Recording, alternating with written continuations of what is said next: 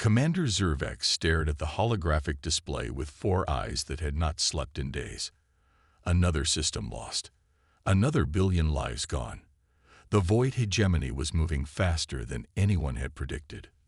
37 systems in 6 months, whispered Sub-Commander Laterra, her blue skin pale with exhaustion. At this rate, the core worlds will be threatened within weeks.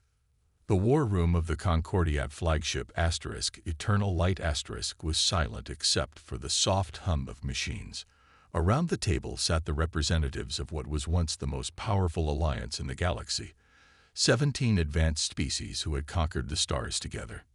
Now they looked broken. "Our tactics are failing," Zervex said, his voice flat. "The hegemony adapts to every strategy we deploy. They learn from each encounter." Admiral Corthell slammed his scaled fist on the table. "We have the most advanced ships in the galaxy. How can we be losing to these mindless drones?" "Numbers," said Zervex simply. "And purpose. The hegemony has both. They don't fear death because they don't truly die. We've lost our best warriors, our finest minds. Each defeat makes us weaker while they only grow stronger." The room fell silent again. Everyone knew what came next. The unthinkable option. High Counselor Emet, the oldest among them, spoke the words none wanted to say. "We must consider contacting the humans."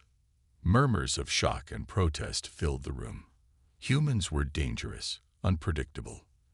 Their single planet had been quarantined for good reason. "The humans have been contained in their solar system for 3 centuries, objected Corthell. "For their own good and ours. Have you forgotten their history? The devastation they brought upon themselves repeatedly. They nearly destroyed their own world 6 times. "Precisely," said Emet, her ancient voice cutting through the noise. "We need warriors who understand true conflict. Our civilizations have known peace for too long. We fight with rules and honor. The hegemony has none. Perhaps we need those who think differently." Zervex studied the data files on the primitive species. Humans were physically unimpressive. No natural armor, average strength, limited sensory abilities. But their history was filled with warfare that made even a seasoned commander like himself uncomfortable. They had turned their creativity toward killing each other with remarkable efficiency before finally achieving a fragile global peace. "Commander Zervex," said High Counselor Emet, "you will lead a diplomatic mission to Earth. Offer them technology, resources, whatever they want, but secure their military assistance." 3 days later, as the Eternal Light approached the edge of Earth's solar system, Zervex was surprised at what their sensors detected. The humans had constructed an extensive network of defensive platforms, weapon systems, and early warning stations throughout their system. For a quarantined species supposedly focused on peaceful development, they had prepared remarkably well for war. "They'd been expecting something," said Laterra, scanning the data. "All these years in isolation, they'd been preparing for a fight." As Earth came into view on their screens, a blue-green world surrounded by rings of satellites and stations, Zervex felt something he hadn't experienced in months. "Hope. Send the contact signal," he ordered. "Let's see if the savages can save us all." The meeting room in the United Earth Defense Headquarters was plain but practical. General Eleanor Hayes sat with perfect posture, her gray hair cut short, and her uniform decorated with medals from conflicts Commander Zervex had never heard of. 5 other humans flanked her, each wearing the colors of different Earth regions. "So the mighty Concordiat needs our help," said Hayes, her voice calm but her eyes sharp. "After 300 years of keeping us locked in our solar system like animals in a cage." Zervex shifted uncomfortably. "The quarantine was for mutual protection, General Hayes. Your species has great potential, but also great violence." Hayes finished for him. "Call it what it is, Commander. You feared us because we fight dirty. Now you need us because you are losing clean." The alien delegation exchanged nervous glances. These humans were not what they expected. Not humble, not grateful for contact, not eager for alien technology. They were confident, almost smug. "We offer advanced technology that would advance your civilization by centuries," said Zervex. "Faster than light travel, energy systems, medical breakthroughs." "We accept," Hayes interrupted. "But we have terms of our own. When this war ends, humans get unrestricted access to travel the stars. The quarantine ends permanently." Lee Terra gasped. "That's not possible. The Concordiate Council would never." "Then find someone else to fight your war," said a broad-shouldered man to Hayes' right. "Good luck with that." Zervex studied the humans carefully. They weren't desperate refugees begging for help. They were calculating strategists seeing opportunity in crisis. "Perhaps we could review your military capabilities," Zervex suggested, trying to regain control of the conversation. Hayes nodded to a young officer who activated a large screen. What followed shocked the alien delegation to their core. The screen showed humans fighting in conditions that seemed impossible to survive. Burning buildings, flooded tunnels, frozen mountains. They fought in small teams that moved like one body, using the environment as a weapon. Other scenes showed soldiers continuing to fight despite injuries that would incapacitate any Concordiate species. "This is from our last global conflict, 20 years ago," Hayes explained. "Since then, we've only improved our methods." One video showed human soldiers hiding among civilians, then ambushing the superior force. Another displayed snipers who waited motionless for days to take a single shot. "This is dishonorable combat," whispered an appalled Lytera. Hayes smiled without humor. "This is survival. Sub-Commander, your enemy doesn't care about honor, does it?" Zervex realized with growing certainty that they had made the right choice, however uncomfortable. The hegemony fought without rules or mercy. Perhaps it would take these humans, with their brutal efficiency, to match such an enemy. "How soon can your forces be ready?" asked Zervex. "We've been ready for centuries, Commander," said Hayes, extending her hand in the human gesture of agreement. "We have 50,000 soldiers prepared to deploy immediately. The best Earth has to offer." As Zervex reached out to shake the general's hand, he wondered if the Concordiate had just allied with a force as dangerous as the enemy they faced. "Welcome to the war, humans," he said. "May the stars forgive us all for what comes next." The massive Concordiate transport ships looked out of place in Earth's orbit. Sleek and elegant, they hummed with advanced technology that made human spacecraft look like children's toys in comparison. Yet it was the human soldiers boarding these ships who drew all attention. Colonel Marcus Chen supervised the loading operations from the command deck. His left arm and right leg were advanced prosthetics, souvenirs from the South Asian conflict. Unlike most humans who opted for synthetic skin coverings, Chen left the metal and composite materials exposed. It sent a message. "Your soldiers bring a lot of equipment," observed Lytara, who had been assigned as liaison officer. "Our ships provide everything needed."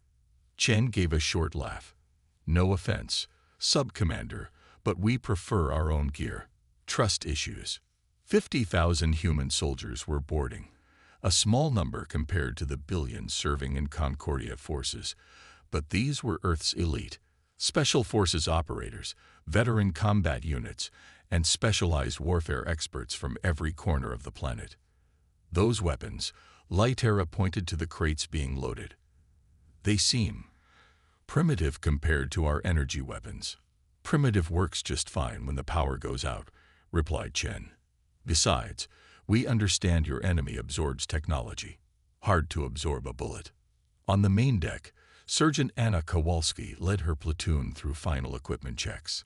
They were urban combat specialists from the European coalition. "Check your basics twice," she barked. "We're a long way from resupply if you forget something." A young Azurian officer watched in fascination as the humans ran through their preparations. They checked weapons, sharpened knives, and packed strange items like printed books and small personal tokens. Why do they bring objects with no tactical value? The Ashurian asked Lytera. I don't know, she admitted. Humans are complicated. Throughout the ship, similar scenes unfolded. Human soldiers exercised in the cargo holds, pushing their bodies to exhaustion. Others cleaned weapons repeatedly or practiced hand-to-hand combat. Some sat quietly, eyes closed in meditation. A few laughed and joked about death in ways that made the alien crew deeply uncomfortable. They seemed to find humor in their own mortality, Lytera noted in her cultural observations, perhaps as psychological defense mechanism. Commander Zervex joined Colonel Chen on the observation deck as the last transport prepared to depart Earth orbit. Your world will be safe, Zervex assured him. The Concordiat will protect Earth while your forces assist us. Chen's expression hardened. With respect, Commander, Earth has always protected itself. We're not fighting for our world. We're fighting for a place among the stars. The journey to the front lines took 12 days in hyperspace. During this time, tensions between humans and aliens grew. Human soldiers refused to eat synthesized food, claiming it lacked necessary nutrients. They insisted on maintaining their own command structure rather than integrating with Concordiat forces. They conducted combat drills that seemed chaotic and dangerous to alien observers. As they approached Outpost Kappa 9, the last defensive position before the core Concordiat worlds, alarms suddenly blared throughout the ship. Massive hyperspace signatures detected, reported a tactical officer. Hegemony fleet incoming. At least 300 vessels. Chen exchanged looks with Zervex. Seems we'll get our combat trial sooner than expected. Lytera felt a chill as she noticed something unsettling. The humans were smiling. Outpost Kappa 9 shook violently as another hegemony blast struck its shields. The massive space station, home to over 50,000 Concordiat personnel, had been under attack for 6 hours, and its defenses were failing. In the command center, Commander Zervex watched with growing despair as the organized Concordiat defense crumbled. Their ships fought in perfect formations, following battle doctrines developed over centuries. But the hegemony adapted quickly, predicting their movements and countering each strategy. Where are the humans? Demanded Admiral Korthal, his scales flushed dark with anger. They should be supporting our central defense line. Zervex checked the tactical display. Colonel Chen has redeployed his forces. They've abandoned their assigned positions. Abandoned, Korthal roared. I knew these primitives would flee at the first sign of real combat. Lytera studied the display more carefully. They haven't fled, Admiral. They're spreading throughout the station, moving through maintenance tunnels and service corridors. Before anyone could respond, the station's internal comms crackled to life. This is Colonel Chen to all human units. Execute Operation Hornet's Nest. I repeat, execute Operation Hornet's Nest. Throughout the massive station, human soldiers who had quietly positioned themselves in service areas, cargo bays, and emergency channels suddenly sprang into action. They moved in small teams of 5 to 8 soldiers, each operating independently yet somehow coordinated. The hegemony had breached the station's outer defenses and was pouring troops inside. Tall, gray-skinned beings with glowing tech embedded in their flesh. They moved in tight formations, overwhelming Concordiat defenders with superior numbers, until they met the humans. Sergeant Kowalski's team waited silently in an air processing chamber as hegemony troops marched past in the main corridor. When the last enemy soldier passed, they emerged and attacked from behind with shocking violence. Silenced weapons, combat knives, and even bare hands brought down the invaders before they could report contact. Similar scenes played out across the station. Human soldiers set ambushes, created traps using the station's own systems, and fought in ways the hegemony had never encountered. They didn't hold positions or establish defense lines. They moved constantly, striking from unexpected angles, then disappearing. In the command center, Zervex watched in amazement as the tactical display showed hegemony forces suddenly taking heavy losses throughout the station. "What is this madness?" Admiral Korthal demanded. "There's no order to their attacks, no proper battle strategy." "That's exactly why it's working," Litera realized. "The hegemony predicts patterns. The humans aren't creating any patterns to predict." Colonel Chen entered the command center, his uniform torn and bloodied but his eyes alert. "We've established kill zones in sectors 12 through 37. Request permission to vent oxygen in those sections after our teams withdraw."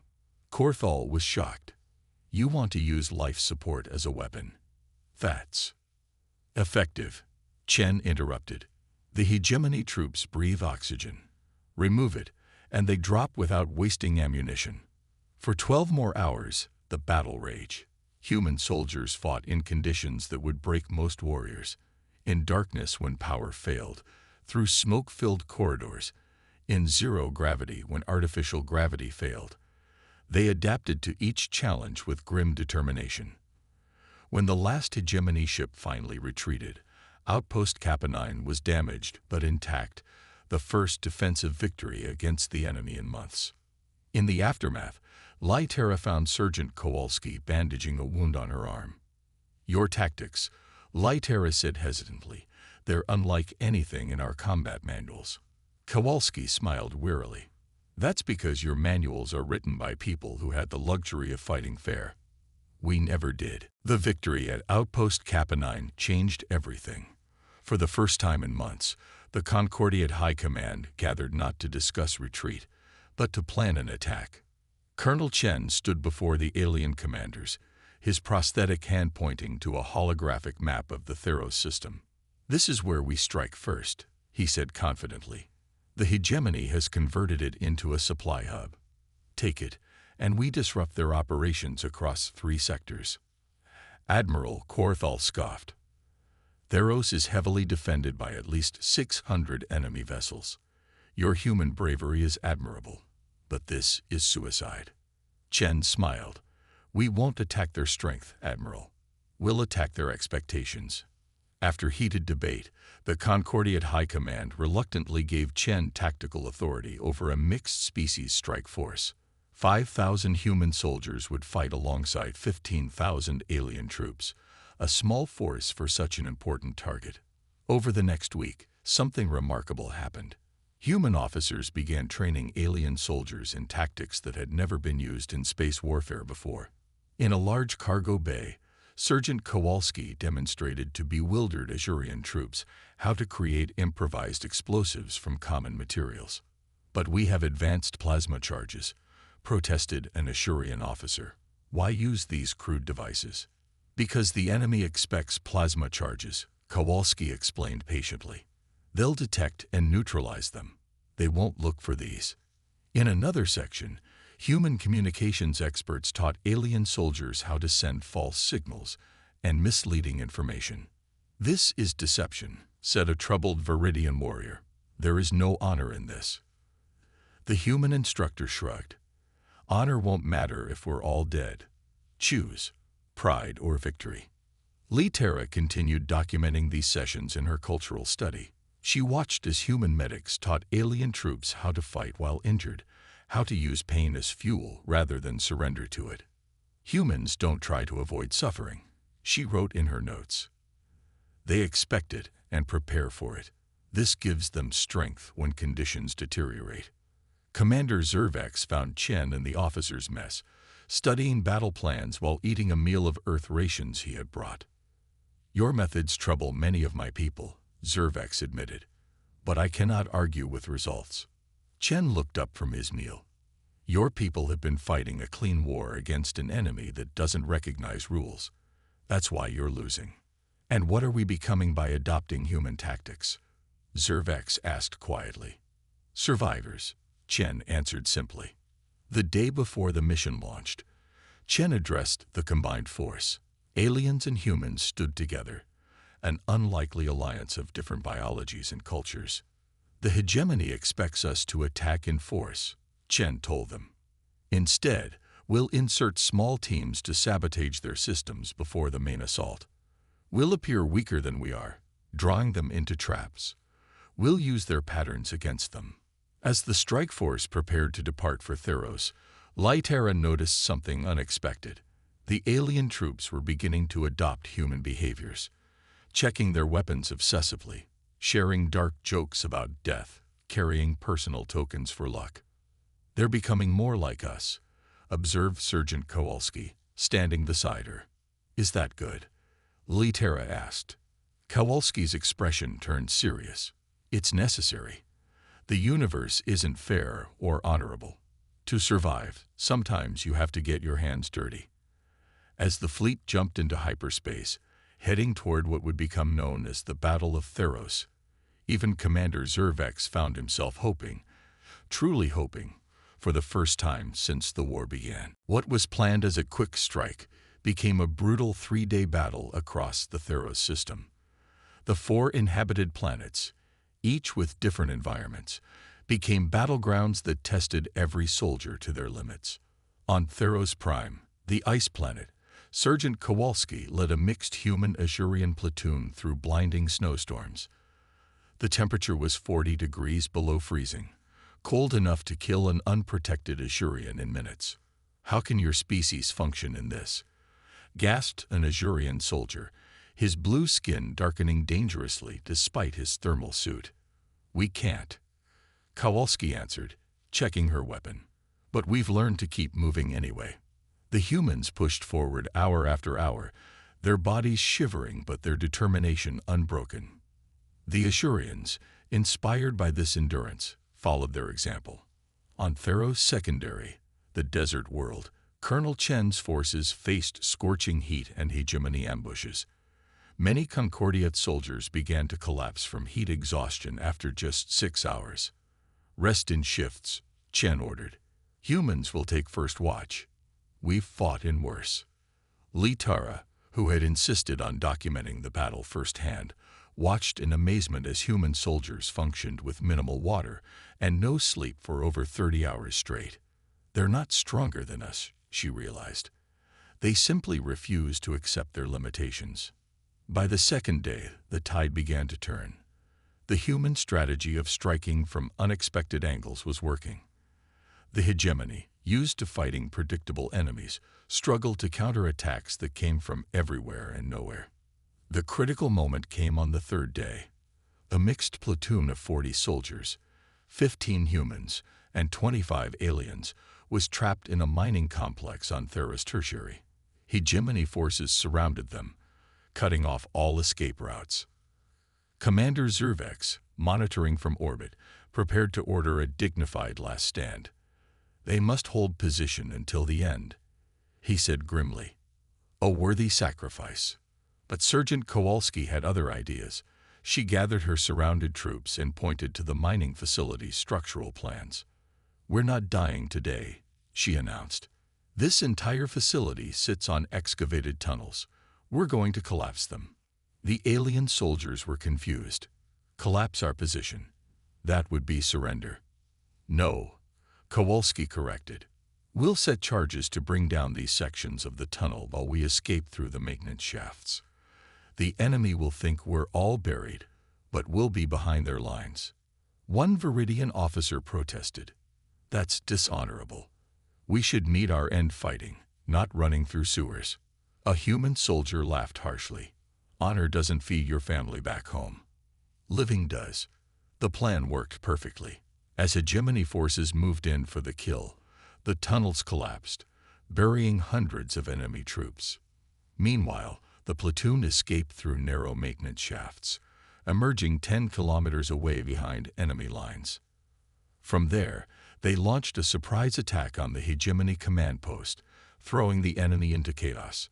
By the end of the 3rd day, the Theros system was secured, the first significant territory reclaimed from the hegemony since the war began. In the aftermath, Lytera found Kowalski tending to wounded soldiers, both human and alien. "Your decision to abandon the mining complex," Lytera said hesitantly. "Many of my people consider it problematic." Kowalski looked up, her face dirty and exhausted. Ask them if they'd rather be proud and dead or alive to fight another day. War isn't about being right. It's about being left. As medical ships arrived to evacuate the wounded, Commander Zervex received the official report. The Theros system was secure. Against all odds, the counteroffensive had succeeded. For the first time in the war, the hegemony was in retreat. 3 weeks after the victory at Theros, Colonel Chen stood before a tactical display in the war room of the Concordia flagship. His face was grim as he pointed to the data streams. "The hegemony is adapting to our tactics much faster than expected," he said. "Look at these battle reports from the Proxima sector. They're starting to use our own methods against us." Commander Zervex studied the information with growing concern. Intercepted communications showed the enemy was specifically studying human warfare, trying to understand their unpredictability. "How can they learn so quickly?" asked Admiral Korthal. "It took your species centuries to develop these tactics." "Because they're not really learning," said a new voice. Major Diana Reyes entered the war room. She was Earth's top intelligence specialist, recently arrived with the second wave of human forces. "They're absorbing," she continued. "Everything we've seen suggests the hegemony operates as a collective consciousness. They don't just observe our tactics, they share the experience instantly across all units." Chen nodded. "Which means we need to change the game entirely.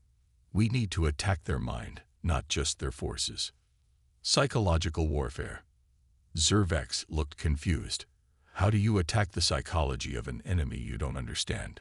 "By understanding them better," Reyes replied. "I propose a capture mission. We need to take a hegemony nexus mind, one of their command units, and study it." The plan was dangerous but simple. A small team would infiltrate a hegemony command ship, capture a nexus mind, and bring it back for analysis. Major Reyes would lead the mission personally. 5 days later, a stealth shuttle approached a hegemony vessel on the edge of contested space. Inside, Reyes checked her gear one last time. With her were 3 human special forces operators and 2 Azurian tech specialists. "Remember," Reyes told the Azurians, "no energy weapons, stun rounds and physical restraints only. We need the target intact." The team boarded through an emergency airlock, moving silently through the strange organic mechanical corridors of the enemy ship. The interior was unsettling, pulsing with an eerie light and covered in technology that seemed to merge with living tissue. They encountered minimal resistance. Most hegemony drones ignored them completely, focused on their tasks as if the intruders were invisible. "They don't perceive us as a threat," whispered one of the Azurians. "Their sensors are calibrated for large-scale attacks, not small infiltration teams." In the central chamber, they found what they were looking for. The Nexus mind was not what anyone expected, not a creature or a computer, but something in between. A semi-organic mass connected to the ship's systems by countless glowing tendrils. As they secured the target and prepared to retreat, one of the human operators made a shocking discovery in a side chamber. "Major," he called quietly, "you need to see this." The chamber was filled with tanks containing partially assimilated bodies, Concordiat soldiers captured in previous battles. Their flesh was partly transformed, technology growing from their skin. But most disturbing were their faces, frozen in expressions of agony. "They're not killing their enemies," Reyes realized with horror. "They're absorbing them, converting them into more hegemony units."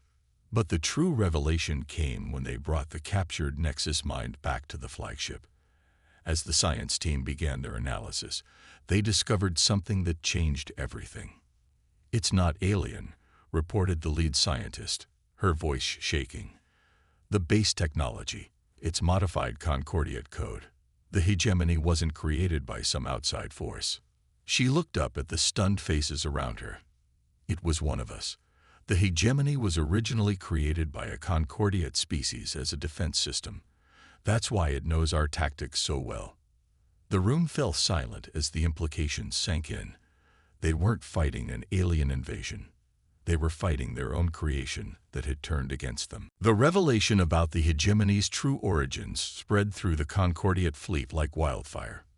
The enemy they had been fighting was not alien at all, but their own technology gone rogue. In the main conference chamber of the flagship, the atmosphere was tense. Admiral Corthall of the Viridian Dominion slammed his scaled fist on the table. "Absolutely not," he roared. "The human proposal is madness. We cannot use a virus against the hegemony systems. The risk of damaging ancient Concordiate relics is too great." Colonel Chen stood his ground. "The hegemony is using your own technology against you. We need to fight fire with fire." Major Reyes stepped forward, her face calm despite the tension. "The data we extracted from the Nexus Mind gives us a unique opportunity. We can create a virus that will temporarily shut down their communication network, and in the process destroy irreplaceable artifacts of our history." Admiral Corthell's scales had darkened to a deep purple in anger.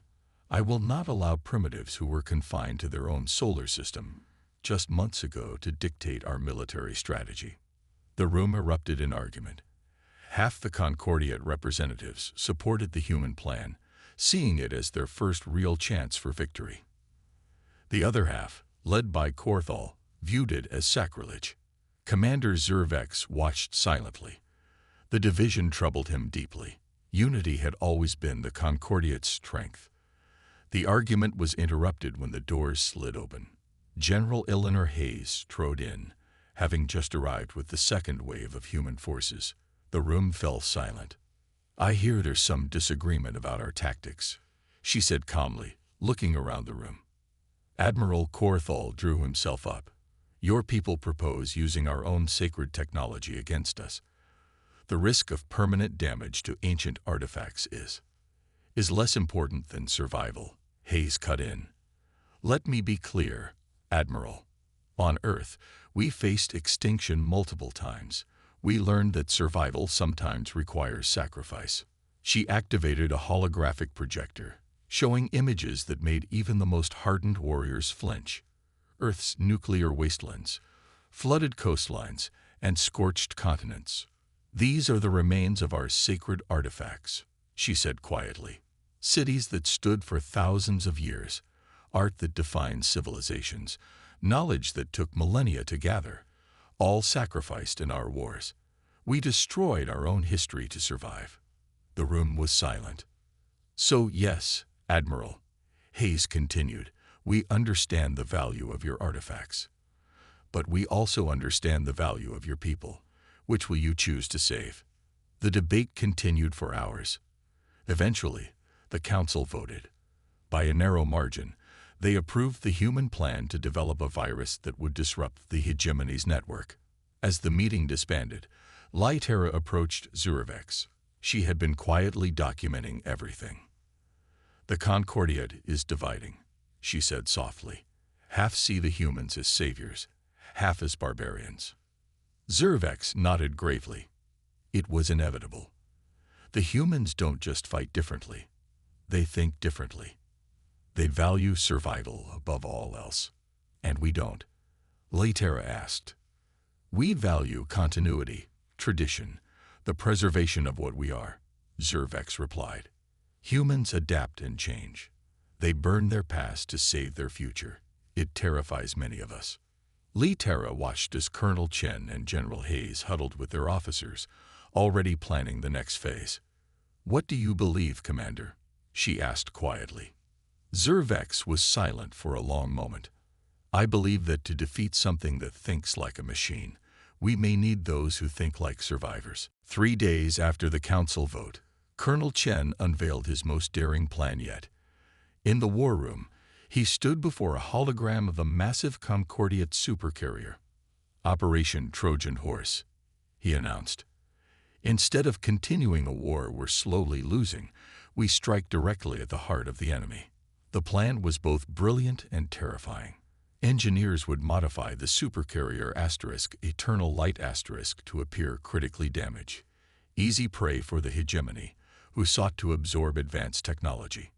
"The hegemony doesn't destroy defeated ships," explained Major Reyes. They capture and assimilate them. We're going to use that against them. The modified carrier would contain 2 weapons: the computer virus developed from the captured Nexus mind, and a special forces team led by Chen himself.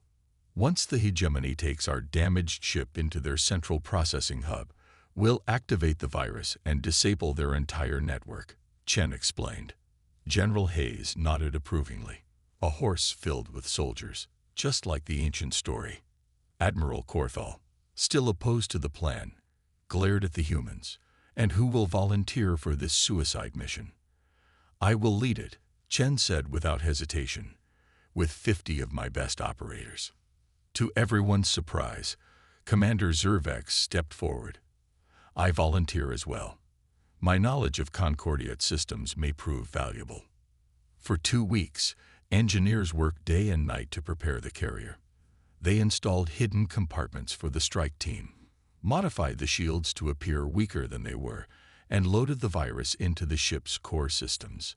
The night before the mission, Lytera found Zervex in the observation deck, looking out at the stars.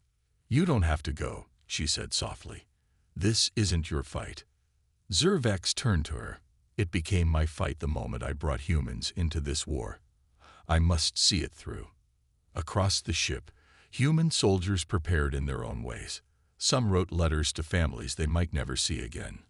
Others cleaned their weapons or sat in quiet meditation. Colonel Chen studied the latest intelligence reports, committing every detail to memory.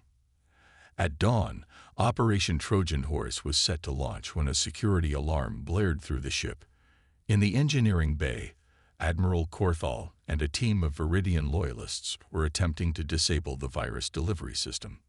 We cannot risk our ancient technology, Corhel shouted. This plan risks everything we have preserved for millennia. Lytara, who had been documenting the mission preparations, found herself facing a critical choice. Without thinking, she sealed the engineering bay doors, trapping Corval inside and preventing him from reaching the critical systems. What are you doing? Demanded a Viridian officer. Choosing survival, Lytara answered, using the human's favorite word. The Eternal Light departed as planned, its systems modified to emit radiation signatures suggesting critical reactor damage. As expected, the hegemony soon detected the seemingly helpless prize.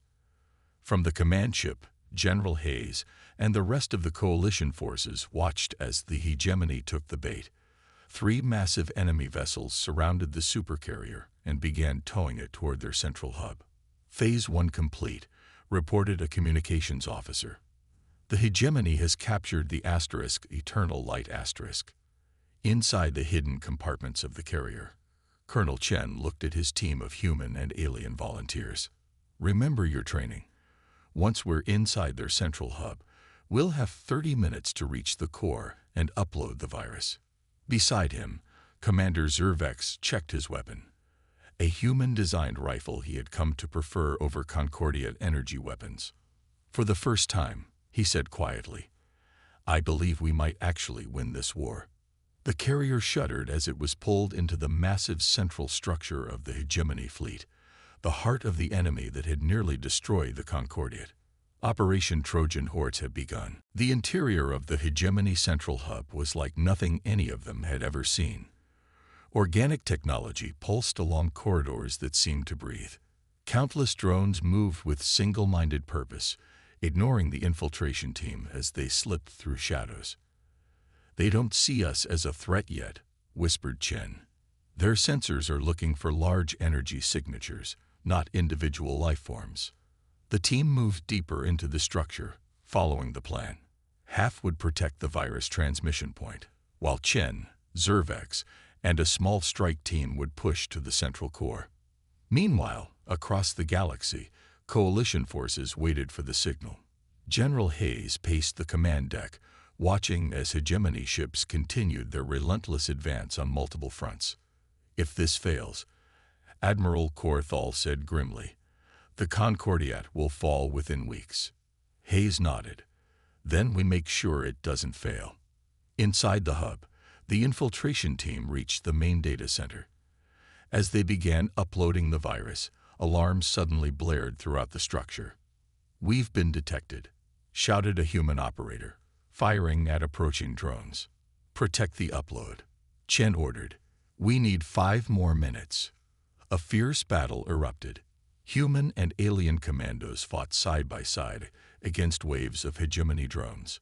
One by one, soldiers fell, buying time with their lives as the virus slowly spread through the enemy network. Chen and Zervex fought their way toward the central nexus chamber, where they could ensure complete virus distribution. As they entered the chamber, they found a massive organic mechanical brain pulsing with energy. "This is it," said Chen, "the original AI core." Zervex studied the ancient technology with shock. "These markings, they're Antarian.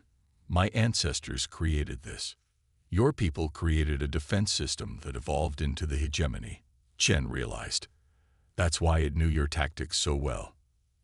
As they set charges to destroy the core, dozens of elite hegemony guards swarmed into the chamber. In the brutal firefight, Zervex was hit multiple times, his blue blood staining the floor. "The virus is at 90%, he gasped, checking his tablet. "But someone needs to stay and make sure these charges detonate." Chen looked at his wounded ally. "Go, get back to the extraction point. I'll finish this." "No," Zervex coughed. "Your people need you to leave them in peace as you did in war. I will stay." But Chen shook his head, helping Zervex to his feet. "That's not how humans do things. We finish what we start." As Zervex stumbled toward the exit, supporting himself on the wall, he looked back one last time. Colonel Chen stood facing the approaching enemies, weapons ready, a slight smile on his face. "It's been an honor," Chen said simply. The explosion rocked the entire hub. Throughout the galaxy, hegemony ships suddenly stopped in space, their systems failing as the virus spread through their network. The coalition forces launched their coordinated assault, reclaiming system after system from the powerless enemy. 3 days later, aboard the flagship, a solemn ceremony honored the fallen. Human and alien leaders stood together as names were read, those who had given their lives in Operation Trojan Horse. When Colonel Marcus Chen's name was called, General Hayes stepped forward to accept his medals. "He told me once," she said to the assembled leaders, "that humans don't fight for glory or territory. We fight for a future we may never see. That's what makes us dangerous, and that's what makes us human." 6 months later, on a rebuilt observation deck, Commander Zervex, now an ambassador, watched Earth ships departing to explore the galaxy alongside Concordiate vessels. His wounds had healed, but he walked with a permanent limp. Lytera joined him, holding a datapad. "My documentation is complete. I'm calling it The Human Factor: How Earth's Warriors Saved the Stars." A young Ashurian cadet approached them nervously. "Ambassador, are humans still dangerous now that the war is over?" Zervex smiled, watching the ships disappear into hyperspace. "Yes, they are, but they're dangerous on our behalf now. The galaxy will never be the same, and that may be exactly what it needed."